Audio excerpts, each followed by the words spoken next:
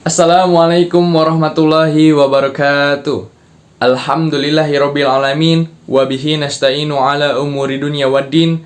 Wassalatu wassalamu ala asyrafil anbiya'i wal mursalin wa ala alihi wa sahbihi ajmain. Amma ba'du. Kepada Bapak O Rahmat Hidayat SPDI MAG selaku dosen prodi Pendidikan Agama Islam yang saya hormati, alhamdulillahirabbil alamin. Puji beserta syukur kita panjatkan kehadirat Allah Subhanahu wa taala, Tuhan yang Maha Pemurah, Maha Kasih tak pilih kasih, Maha Penyayang tak pandang sayang, kepada segenap makhluknya yang tidak pernah berhenti seiring berjalannya bulan dan matahari.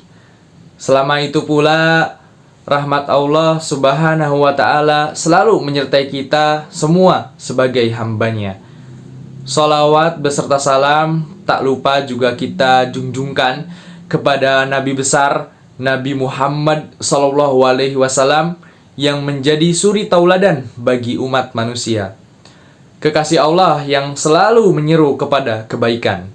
Semoga kita termasuk kepada golongan orang-orang yang mendapatkan syafaat di yaumil akhir kelak, dan semoga kita juga termasuk kepada umat yang dirindukan oleh Kanjeng Nabi Rasulullah SAW. Amin, amin ya rabbal alamin. Pada kesempatan kali ini, izinkan saya, Agis Lukman Fadilah, untuk memenuhi tugas dari Bapak, yaitu membuat video ceramah yang berjudul Tujuan Manusia Diciptakan. Manusia merupakan makhluk Allah Subhanahu wa taala dalam sebaik-baik bentuk.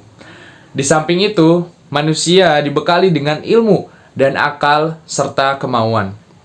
Dengan demikian, dia punya kapasitas sebagai khalifah Allah di muka bumi ini.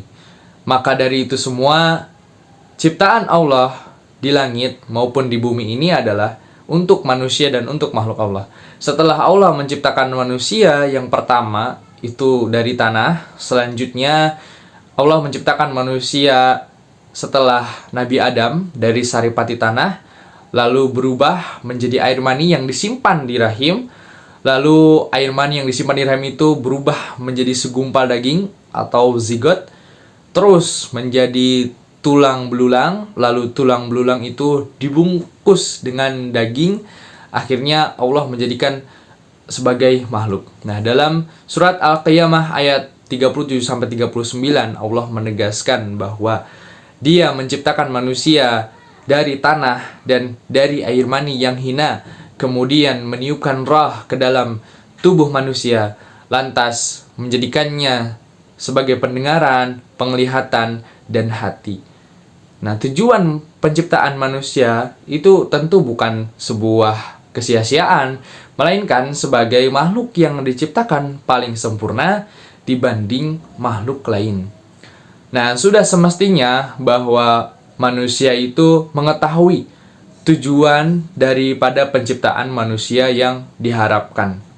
Katakanlah membuat manusia menjadi jauh lebih bisa bersyukur lagi.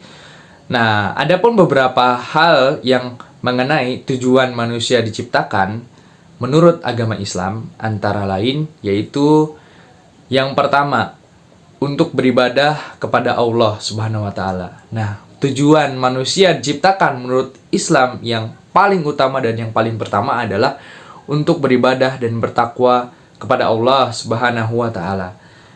Manusia pada umumnya diciptakan untuk beribadah kepada Allah Subhanahu wa taala. Hal ini sesuai dengan ayat Quran surat Az-Zariyat ayat 56 yang berbunyi, "Wa ma khalaqtul jinna wal insa illa liya'budun." Artinya, dan aku tidak menciptakan jin dan manusia melainkan supaya mereka beribadah, mereka mengabdi kepadaku. Quran surat Al-Zariyat ayat 56. Telah dijelaskan dalam Quran surat Al-Zariyat ayat 56 tadi, Allah berfirman, Dia menciptakan manusia dan jin semata-mata agar mereka beribadah kepadanya. Allah juga menciptakan manusia bukan hanya untuk sekedar tidur, bekerja, makan, maupun minum, melainkan juga untuk melengkapi bumi ini dan beribadah kepadanya. Menurut tafsir Ibnu Qayyim al-Jauziyah menegaskan bahwa tujuan Allah sebenarnya menciptakan kita sebagai manusia serta jin dan makhluk-makhluk lainnya di bumi ini adalah semata-mata hanya untuk beribadah kepadanya. Allah juga tidak mungkin menciptakan makhluk sebegitu saja tanpa pelarangan ataupun perintah-perintah. Tujuan ini juga mendidik manusia agar senantiasa meningkatkan keimanan dan ketakwaan kita kepada Allah Subhanahu wa taala.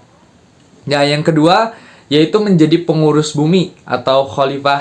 Nah, tujuan manusia diciptakan menurut Islam yang kedua adalah sebagai pengurus bumi dan seisinya. Khalifah adalah hamba Allah yang ditugaskan untuk menjaga kemaslahatan dan kesejahteraan dunia.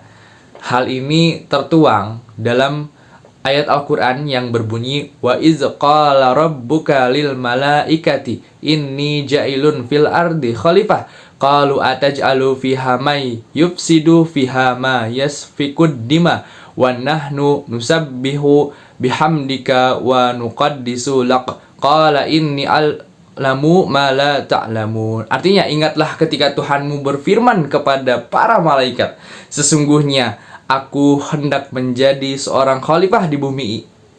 Mereka berkata, mengapa engkau hendak menjadikan khalifah di bumi itu? Orang yang akan membuat kerusakan padanya dan menumpahkan darah. Padahal kami senantiasa bertasbih dengan memuji engkau dan mensucikan engkau. Tuhan berfirman, sesungguhnya aku mengetahui apa yang tidak kamu ketahui. Ayat 30 dari surat Al-Baqarah. Nah, adalah sebagai informasi bagi para malaikat bahwa Allah juga menciptakan manusia, khalifah, Adam dan keturunannya di muka bumi ini. Manusia diberi derajat tinggi untuk mengatur, mengelola, dan mengolah semua potensi yang ada di muka bumi ini. Yang ketiga, agar manusia mengetahui kebesaran dan keesaan Allah.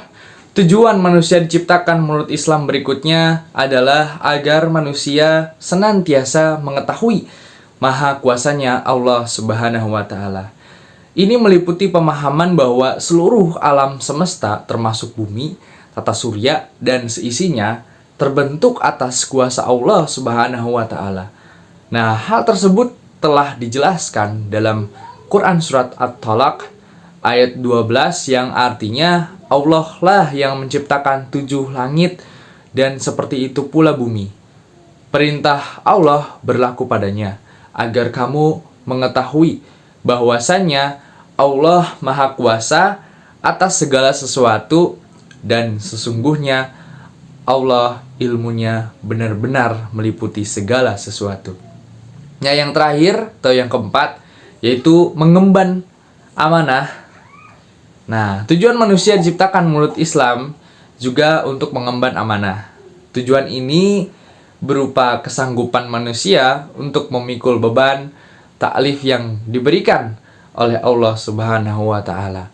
Tujuan penciptaan ini manusia ingin mendidik orang-orang beriman supaya selalu memelihara amanah dan mematuhi perintah tersebut. Sekian dari saya, kurang lebihnya saya mohon maaf. Wabillahi taufiq wal hidayah. Wassalamualaikum warahmatullahi wabarakatuh.